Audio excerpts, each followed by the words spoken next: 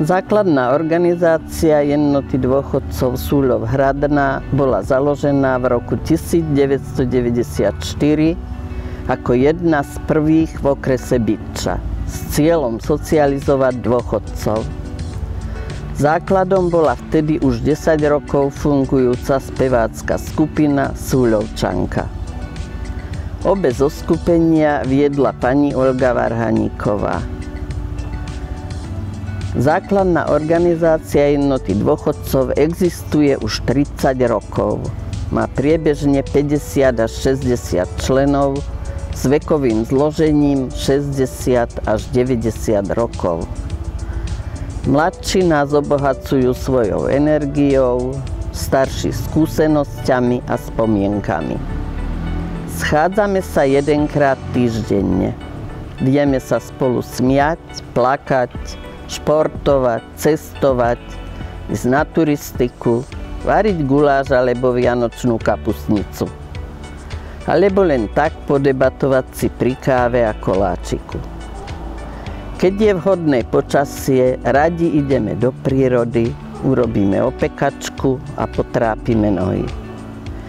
Pri príležitosti Medzinárodného dňa žien, Dňa matiek a Vianočnej kapustnice si pozývame na naše posedenie deti z materskej školy, ktoré nás potešia svojim programom.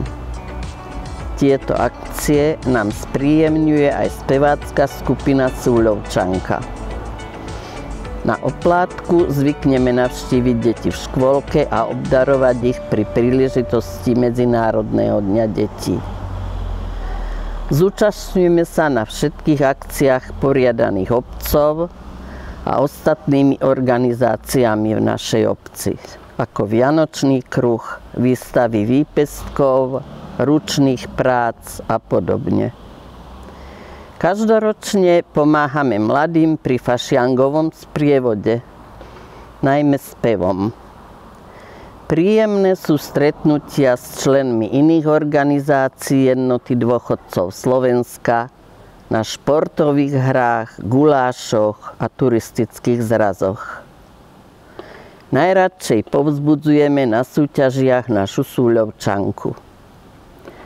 Každý rok poriadáme autobusový zájazd a tiež výlety vlakom.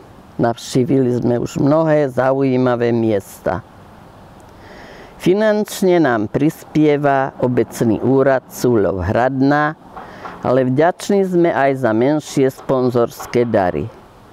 Väčšinu aktivít si financujeme sami. Tieto výdavky sa nám vrátia vo forme príjemne prežitého dňa a pekných spomienok. Obľúbenou aktivitou sú kúpeľné relaxačné pobyty dôchodcov so štátnym príspevkom a zahraničné pobyty v Chorvátsku a Taliansku. Podrobné zmapovanie našej činnosti je v kronike, ktorú vedieme. Socializácia seniorov sa takto darí, aj keď by sme privítali viac mladších členov. Snáď v budúcnosti.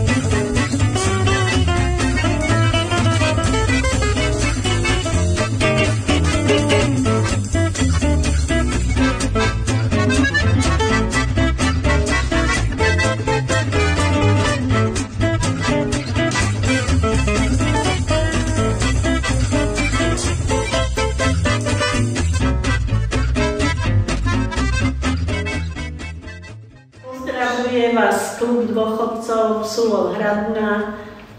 Tešíme sa na ďalšie stretnutie v klube.